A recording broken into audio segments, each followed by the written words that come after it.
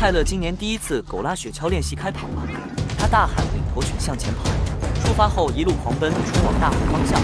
由于路径不明显，泰勒不断喊着直行。雪橇犬果然不一样，由领头犬控制走向，后续的狗跟着狂奔，随即进入大湖中的开阔湖面结冰区。练习目前才开始。泰勒表示，选择狗拉雪橇的原因是，他们想以传统方式在这里生活。养狗会为他们在这里所追求的生活方式增添另一个重要元素。2个人加一群狗在遗世独立的地方，没有人为干扰，这感觉多美好！这样的生活才完整。狗陪伴着我们，我们照顾它们的饮食起居，它们一日日超越我给它们的设定的目标，显示狗狗每天都在进步。狗是最忠实的陪伴，也是我们设置捕猎陷阱时最好的合作伙伴。搭乘狗拉雪橇时，有时候控制者要下来跑一小段，或是利用脚帮助雪橇滑行，并眼观四面，耳听八方，注意警戒。跑了一段之后，泰勒与艾须利在这里停下来，第1趟试跑结束。艾须利在冰面上固定蚁雪锭，将狗绳拴在上面，避免狗狗乱跑。停在这里是因为今年第一次捕猎要在附近展开。泰勒准备陷阱工具，艾须利要在冰上钓鱼，2人也很有默契，自行忙活，分头进行。你无需言语就知道对方要干嘛。在这之前，要先奖励一下刚刚试跑结束辛苦的狗狗。泰勒走进湖边树林，准备设置今年第1个捕猎陷阱。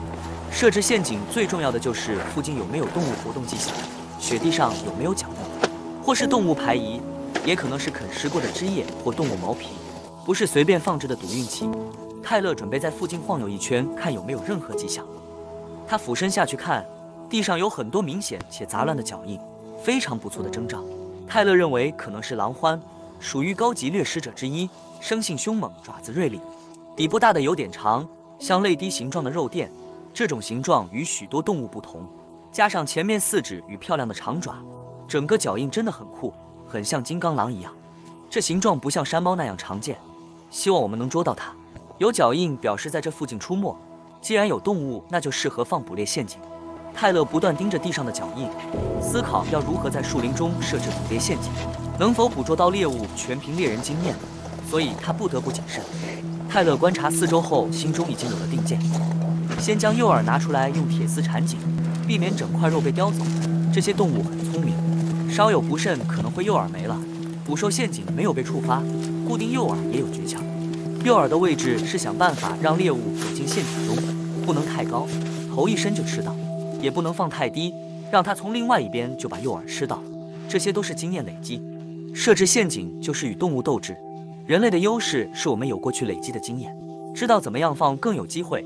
陷阱上面铺上一层雪，然后诱饵区摆放树枝。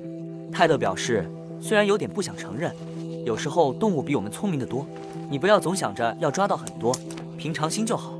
我喜欢这里的动物，我们的生活要靠他们的牺牲来赞助。有他们才是我们能在这里安身立命。第1届狗拉雪橇杯钓鱼比赛开赛了，泰勒与艾须利1人选一处，开始在大湖冰面上凿孔钓鱼。泰勒选手使用的是树枝加钓具组合，他的手不停上下晃动，让鱼饵在水中好像活体生物，吸引冰面下的鱼。这招果然奏效，湖中的鱼开始慢慢靠近鱼饵。钓鱼讲究的就是耐心，湖中3条鱼虎视眈眈盯着鱼饵。终于有一只鱼受不了诱惑，一口咬下。这只鱼吞了死钩，不管怎么挣扎都无法摆脱，只能让泰勒轻松拉上岸。在水下，鱼看起来不大，拉上冰面后，出乎意料的是一条大鱼，美丽的梭子鱼，连艾须利都惊呼道：“这条鱼真够大的，太漂亮了。”艾须利说自己好嫉妒，可恶，1比0了，自己落后了。生活中总要有竞争才有乐趣。泰勒也认为比赛更能激发彼此的好胜心。比赛继续，泰勒准备下第2次竿。泰勒说自己有用点小技巧，上下晃动鱼饵让鱼上当。话刚说完，又有一条鱼上钩了。艾须利当场石化，怎么这么快又上第2条？泰勒也高兴地说：“2比0。”艾须利说不着急，自己通常钓的鱼比他多，让他先得意一会儿。这群狗狗正好充当狗拉雪橇杯钓鱼赛的观众。